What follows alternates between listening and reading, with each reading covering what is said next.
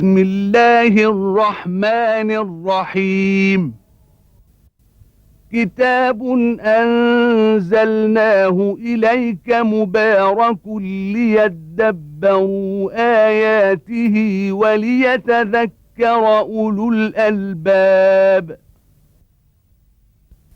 صدق الله العظيم.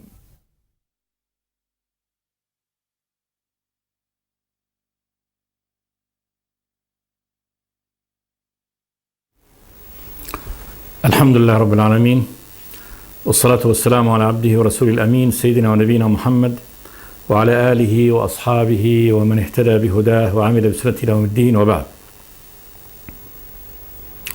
فيقول الله تبارك وتعالى: إن الذين كفروا ينفقون أموالهم ليصدوا عن سبيل الله فسينفقونها ثم تكون عليهم حسرة ثم يغلبون والذين كفروا إلى جهنم يحشرون ليميز الله الخبيث من الطيب ويجعل الخبيث بعضه على بعض فيركمه جميعا فيجعله في جهنم أولئك هم الخاسرون. قل للذين كفروا إن ينتهوا يغفر لهم ما قد سلف وإن يعودوا فقد مضت سنة الأولين وقاتلوهم حتى لا تكون فتنة ويكون الدين كله لله فإن انتهوا فإن الله بما يعملون بصير وإن تولوا فاعلموا أن الله مولاكم نعم المولى ونعم النصير.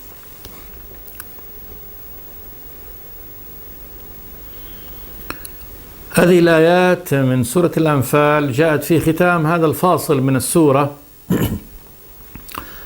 والتي كان فيها نداء للمؤمنين وحض لهم على قتال الكفار والاستمرار في هذا القتال وبيان الصفات الإجرامية الدنيئة الخسيسة التي عليها هؤلاء الكفار، وبيان أن ما ذاقوه في بدر مما أوقعه الله تبارك وتعالى فيهم أمر يستحقونه، وأنهم كانوا يستحقون هذا، ومن جملة هذا يعني صدهم عن هذا البيت. قال جل وعلا: وما كان صلاتهم عند البيت إلا مكاء وتصدية فذوقوا العذاب بما كنتم تكفرون، عذاب يوم بدر. ثم أخبر سبحانه وتعالى بعد ذلك بالحقيقة المستقبلية وماذا سيكون عليه الأمر، فقال جل وعلا: إن الذين كفروا ينفقون أموالهم ليصدوا عن سبيل الله فسينفقونه ثم تكون عليهم حسرة ثم يغلبون والذين كفروا إلى جهنم يحشرون. هذا حكم إلهي حكم الله تبارك وتعالى به ويخبر به عباده سبحانه وتعالى. إن الذين كفروا تأكيد من الله تبارك وتعالى، الذين كفروا هؤلاء وغيرهم، هذه يعني كل من اتصف بهذه الصفة، صفة الكفر. وحقيقة الكفر هو معرفة الإيمان بعد عرضه ويعني إبلاغه ثم رد الحق وتغطيته. فحقيقة الكفر تغطية للإيمان، عرف الإيمان ولكنه لا يريده فغطاه ودفعه وكذب يعني من أتى به، تكذيب للنبي صلوات الله عليه وسلم وقول بأن هذه الأخبار كذب. إن الذين كفروا ينفقون أموالهم ليصدوا عن سبيل الله، يدفعون أموالهم ليصدوا عن سبيل الله، هذا مرادهم. فقد بذلوا أموالهم في حرب النبي صلوات الله وسلامه عليه، والمال شقيق الروح، ومع أنه شقيق أرواحهم إلا أنهم بذلوا. فانظر يعني شدتهم على دينهم ومحبتهم له وقيامهم به، فهم باذلون لأموالهم. إن الذين كفروا ينفقون أموالهم ليصدوا عن سبيل الله، يمنعوا الناس عن هذا الدين، وسبيل الله طريقه سبحانه وتعالى، والذي جاء يدعو إلى هذه السبيل محمد صلوات الله وسلم رسول الله. قال جل وعلا: فسينفقونه، يعني أن الله تبارك وتعالى سيقدر عليهم أن ينفقوها ثم تكون عليهم حسرة، تكون هذه الأموال عليهم حسرة في الدنيا وفي الآخرة. حسرة في الدنيا أنها تضيع ولا تحقق المراد الذي من أجله أنفقوها، سيصير لهم الهزيمة. فيتحسرون على أنهم بذلوا في هذا الطريق ما بذلوا ثم لم يحصل مرادهم. فسينفقونها ثم تكون عليهم حسرة ثم يغلبون. يغلبهم أهل الإيمان وبذلك يتحسرون على المال الذي أنفقوه في سبيل مغالبة هذا الدين. ثم والذين كفروا إلى جهنم يحشرون. فهذا خسارتهم في الدنيا وخسارتهم في الآخرة. قال الله جل وعلا: والذين كفروا، ليشمل هذا كل من هذه صفته، إلى جهنم يحشرون لا إلى غيرها. والحشر هو الجمع، فيحشرون يوم القيامة إلى جهنم. وقدم الله ما قال يحشرون إلى جهنم، قال إلى جهنم يحشرون، ليبين أنه ليس لهم حشر إلى هذا، ما لهم حشر إلى أي جهة أخرى ولا جمع جهة أخرى إلا في جهنم عياذا بالله. قال جل وعلا: ليميز الله الخبيث من الطيب. يميز، يفرق، فيميز هذا عن هذا، بمعنى أنه إذا أصبح تفريق بين يعني الصنفين، فأصبح هذا على جهة وهذا على جهة، تميز هذا من هذا. ليميز الله الخبيث من الطيب.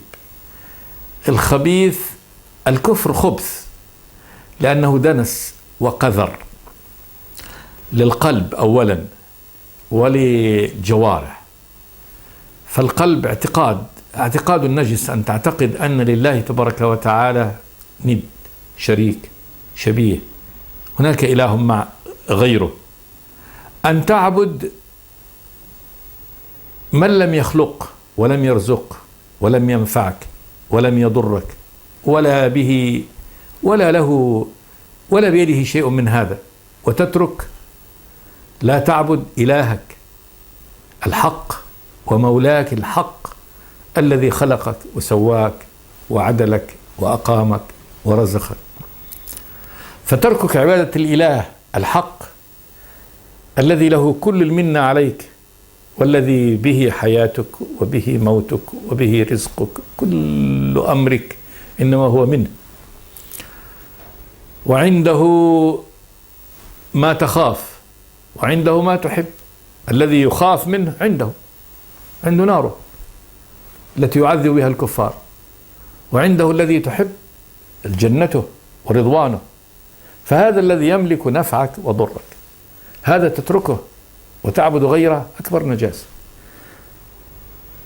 ونجاسة الشرك ليست بعدها نجاسة. يدعون من دونه إلا إناث، ويدعون إلا شيطانا مريدا لعنه الله، وقال: لا أتخذن من عبادك نصيبا مفروضا، ولا أضلنهم ولا أمنينهم ولا آمرنهم فلا يبتكن آذان الأنعام ولا آمرنهم فلا يغيرن خلق الله.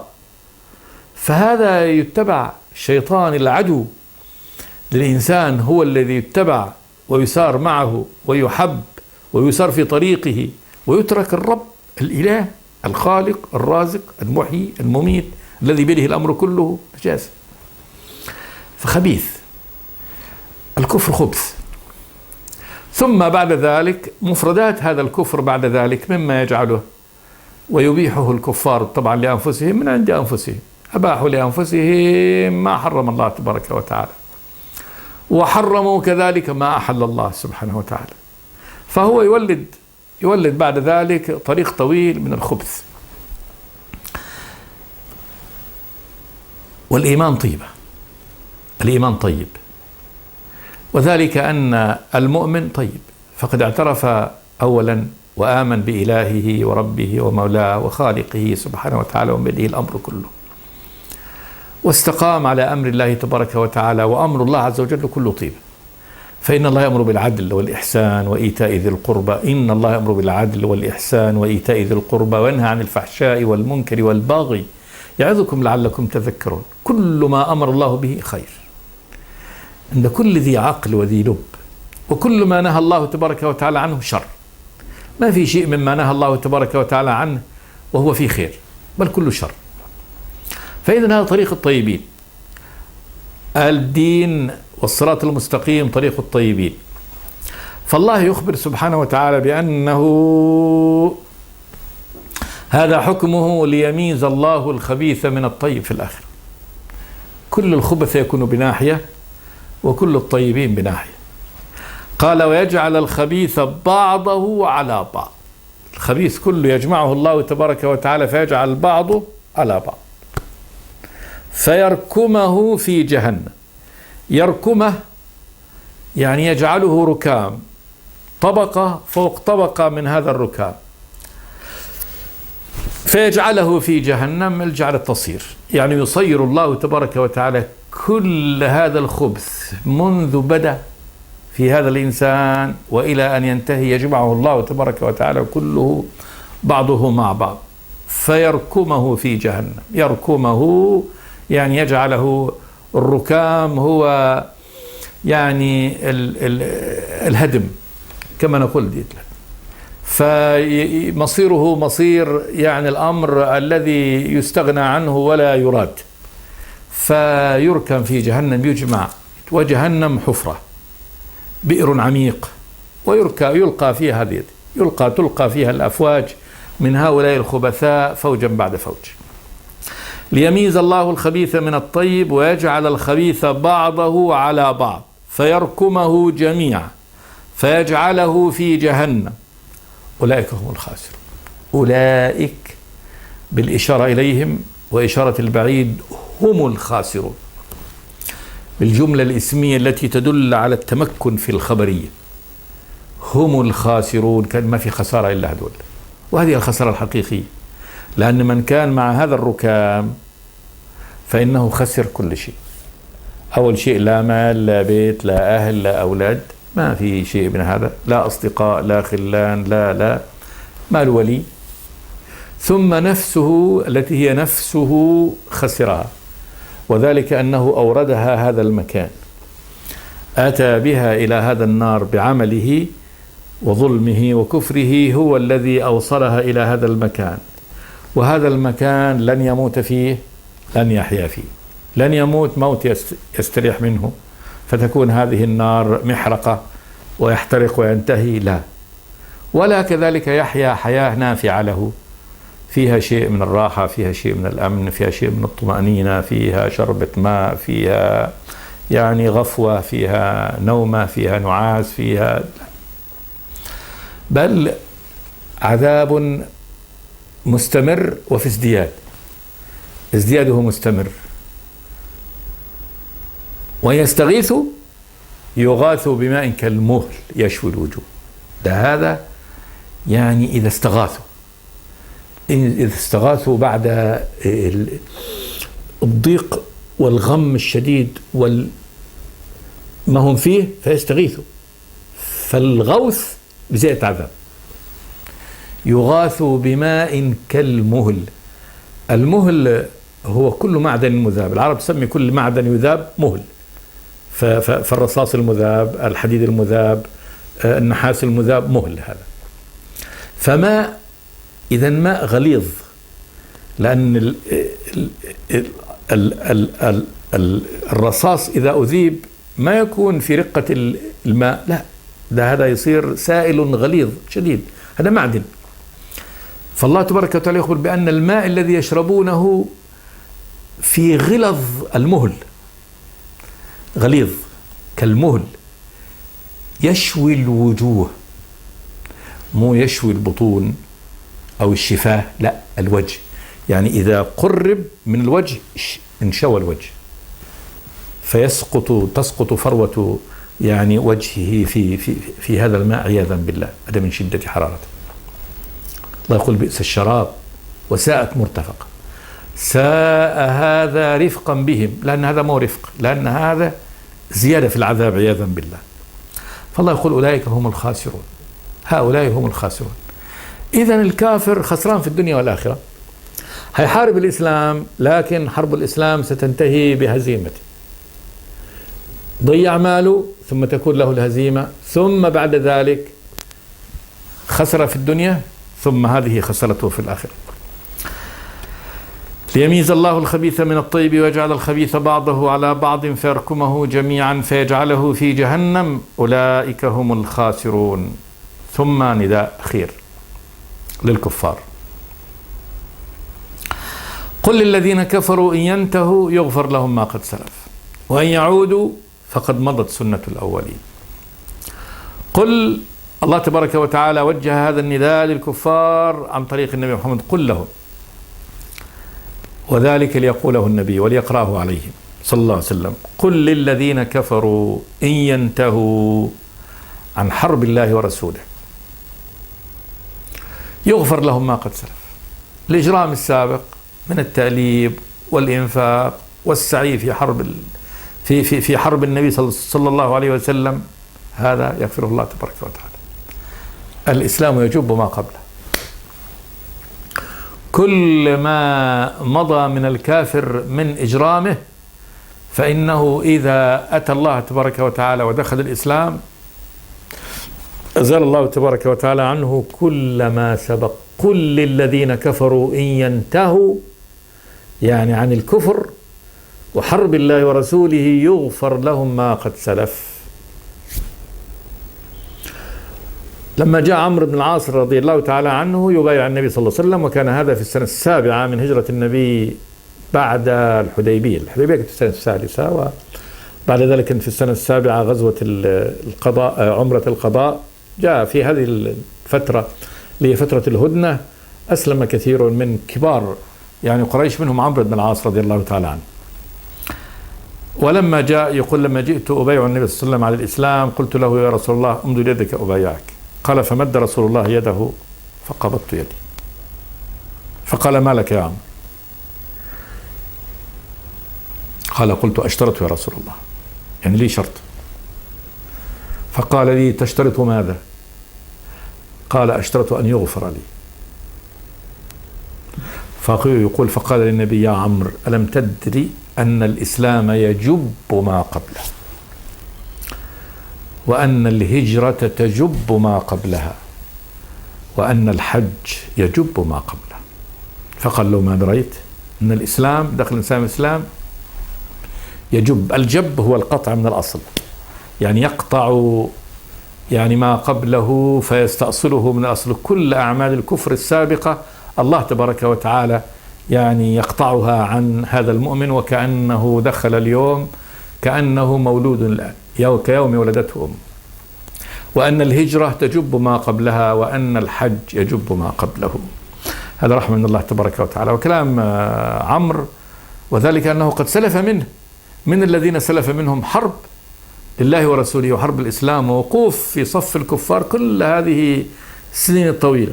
فلذلك خشي أن يكون يدخل الإسلام وعليه هذا الحمل الكبير الذي يتحمله يعني في حرب النبي صلوات الله وسلامه عليه وفي الكفر قبل هذا. فقال: أشترط يا رسول الله، اشترط أن يغفر لي. فقال له النبي: الإسلام يجب ما قبله.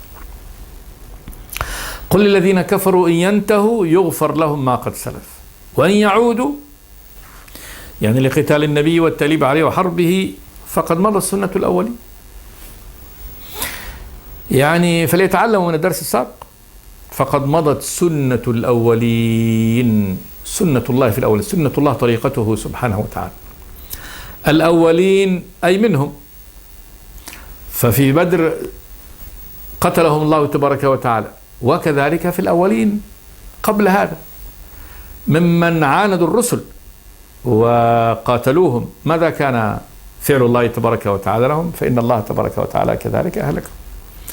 ما في قوم من الأقوام السابقة ممن عاندوا رسولهم وكفروا به وتحدوه إلا وقد استأصلهم الله عز وجل. هذه قوم نوح أغرقهم الله تبارك وتعالى، لم يبق منهم أحد. ودعاء نوح عليهم حققه الله تبارك وتعالى كما دعا: ربي لا تذر الأرض من الكافرين ديارا، يعني ساكن دار، إنك إن تذرهم يضلوا عبادك ولا يلدوا إلا فاجرا كفارا. وقد كان الله تبارك وتعالى استأصلهم من الأرض، وكذلك عاد، فإن الله تبارك وتعالى استأصلهم. ثمود كذلك بعدهم، قال جل وعلا: وأنه أهلك عادا الأولى وثمود فما أبقى وقوم نوح من قبل إنهم كانوا هم أظلم وأطغى والمؤتفكة أهوى فغشاها ما غش. المؤتفكة قرى لوط، أهوى قلبها على رؤوس أصحابها. فبأي آلاء ربك تتمارى؟ هذا نذير من النذر الأولى. فالله يقول لهم: فقد مضت سنة الأولين، يعني اتعظوا بما مضى من صنيع الرب تبارك وتعالى في الأولين قبلكم من الكفار، انظروا ماذا صنع الله تبارك وتعالى به. ثم وجه الله تبارك وتعالى بعد ذلك الخطاب إلى أهل الإيمان فقال: وقاتلوهم حتى لا تكون فتنة.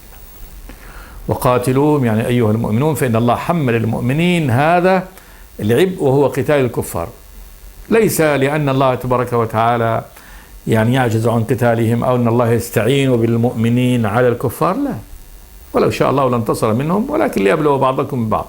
فهذا حمل حمله الله تبارك وتعالى أهل الإيمان، فقال: وقاتلوهم يعني أيها المؤمنون قاتلوا هؤلاء الكفار حتى لا تكون فتنة. هذا المدى الذي ينتهي عنده القتال. حتى لا تكون فتنة، فسرت الفتنة بتفسيرين. التفسير الأول: فتنة شرك، لأن الشرك هو الفتنة،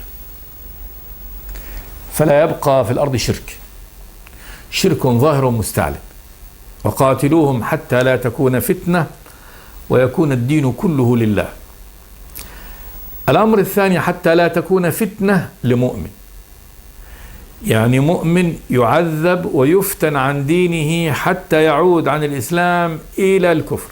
وقاتلوهم حتى لا تكون فتنة، يعني حتى لا يكون لكافر قوة وسلطان ومنعه وصد عن سبيل الله، استطاع أن يصد عن سبيل الله ويفتن أهل الإيمان أن يدخلوا في الدين، ويكون الدين كله لله. الدين الخضوع، يكون خضوع الجميع لله رب العالمين سبحانه وتعالى.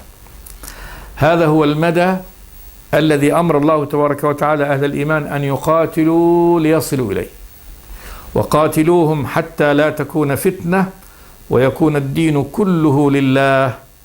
وهذا الأمر في قتال الطلب، يعني اطلبوا الكفار وين ما يكونوا ولو في أقصى الأرض حتى لا يبقى في الأرض شرك ظاهر مستعلن. وكذلك لا، ونقول ظاهر مستعلن، وذلك أن الله تبارك وتعالى قد سبق في علمه أن الكفار يقاتلوا وأهل الكتاب حتى يعطوا الجزية عن يد وهم صاغرون، وإن بقوا على دينه. وكذلك حتى لا يبقى في الأرض مؤمن يفتن يعني عن دينه. وقاتلوهم حتى لا تكون فتنة ويكون الدين كله لله. الدين كله خضوع العباد جميعا لله تبارك وتعالى. فإن انتهوا فإن الله بما يعملون بصير. فإن انتهوا الكفار عن فتنة المؤمنين وعن الدين فإن الله بما يعملون بصير. الله بصير بما يعملون. أو فإن انتهوا يعني الكفر ودخلوا فإن الله سبحانه وتعالى بما يعملون بصير، عليم بعملهم سبحانه وتعالى، وسيحاسب كل يعني إنسان على عمله. وإن تولوا ما قبلوا هذا، لم يقبلوا هذا الإنذار من الله تبارك وتعالى. هذه تهديد وإنذار من الله تبارك وتعالى، هذه رسالة للكفار، الله يرسل لهم هذه الرسالة ويحذرهم فيها. قل للذين كفروا إن ينتهوا يغفر لهم ما قد سلف. هذا دعوة إلى أن تعال كل جرائمك السابقة تمحى عنك، وإن يعودوا فقد مضت سنة الأولين. واحذر إذا استمريت في عقوبة، وانظر من سبق. وقاتلوهم حتى لا تكون فتنة ويكون الدين كله لله. فإن انتهوا فإن الله بما يعملون بصير. وإن تولوا فاعلموا أن الله مولاكم. إن تولوا عن سماع أمر الله تبارك وتعالى وعن الإذعان له فاعلموا يعني أيها المؤمنون أن الله مولاكم. أعظم بشارة، أعظم قوة. الله الذي لا إله إلا هو سبحانه وتعالى رب السماوات والأرض مولاكم أيها المؤمنون، المولى الناصر، ناصركم معكم سبحانه وتعالى. فاعلموا أن الله مولاكم. ثم قال جل وعلا: نعم المولى ونعم النصير. ما في مولى مثل الله سبحانه وتعالى. نعم المولى هو، وذلك أنه بيده الأمر كله وإليه يرجع الأمر كله.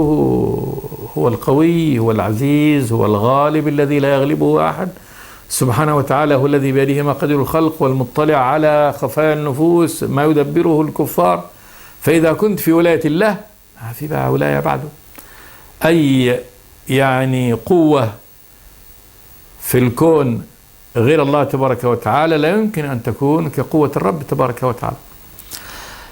وإن تولوا فاعلموا أن الله مولاكم نعم المولى، نعم للمدح، لا مولى كالله سبحانه وتعالى، ونعم النصير الله سبحانه وتعالى، نعم هو النصير، لا نصير ينصر من والاه كالله سبحانه وتعالى. بهذا انتهى هذا الفاصل العظيم جدا من السورة بهذا التحذير للكفار، ثم بهذا الأمر الإلهي لأهل الإيمان أن يقوموا بواجب الجهاد إلى هذه الغاية. هي بعيدة ولكنها في دين الله تبارك وتعالى قريبة، وقد كانت، فإن المؤمنين قاموا بذلك حتى أصبح الدين كله في الأرض المعروفة في وقتهم لله سبحانه وتعالى.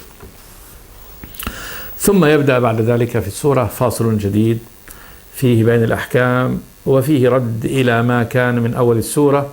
يسألونك عن الأنفال، قل الأنفال لله والرسول فاتقوا الله وأصلحوا ذات بينكم وأطيعوا الله ورسوله إن كنتم مؤمنين. يأتي هنا في هذه الآية تقسيم هذه الأنفال، كيف تقسم هذه الأنفال، وبعد أن بين الله تبارك وتعالى في مطلع هذه السورة أن الأمر هذا له، وأنه ليس باقتراح يعني أحد. الشباب يقولوا هذا احنا قاتلنا لنا، والشيوخ يقولوا يعني بلاؤنا مثل بلائكم، فنحن كنا مع النبي أو كنا نحرس. فالأمر هنا يعني مرد يعني الحكم في هذا الغنائم لله تبارك وتعالى. يقول الله تبارك وتعالى: واعلموا أنما غنمتم من شيء فأن لله خمسه وللرسول ولذي القربى واليتامى والمساكين وابن السبيل إن كنتم آمنتم بالله وما أنزلنا على عبدنا يوم الفرقان يوم التقى الجمعان والله على كل شيء قدير إذ أنتم بالعدوة الدنيا وهم بالعدوة القصوى والركب أسفل منكم ولو تواعدتم لاختلفتم في الميعاد ولكن ليقضي الله أمرا كان مفعولا ليهلك من هلك عن بينة ويحيى من حي عن بينة وإن الله لسميع عليم. شرع الله تبارك وتعالى في هذه الآيات يبين كيف تقسم الغنائم، فقال: واعلموا أي أيها المؤمنون أنما غنمتم من شيء. غنمتم أخذ غنيمة من الكفار من شيء، أي شيء، فأن لله خمسه، خمس الغنيمة كلها، هذه الخمس لله، أي أنه لله، يعني هذا كأنه قسم الله تبارك وتعالى، وهذا القسم هو لخمسة يعني مصارف: وللرسول ولذي القربى واليتامى والمساكين وابن السبيل. هم خمسة. الله تبارك وتعالى جعل يعني ذكر يعني نفسه واسمه العزيز هنا في بداية هؤلاء لتشريف هذا الخمس، تشريفه سبحانه وتعالى، فقال: لله وللرسول ولذي القربى واليتامى والمساكين وابن السبيل إن كنتم آمنتم بالله وما أنزلنا على عبدنا يوم الفرقان يوم التقى الجمعان والله على كل شيء قدير. لهذا تفصيل إن شاء الله في الحلقة الآتية. أقول قولي هذا، استغفر الله لي ولكم من كل ذنب، صلى الله وسلم على عبده ورسوله محمد. بسم الله الرحمن الرحيم. كتاب أنزلناه إليك مبارك ليدبروا آياته وليتذكر أولو الألباب. صدق الله العظيم.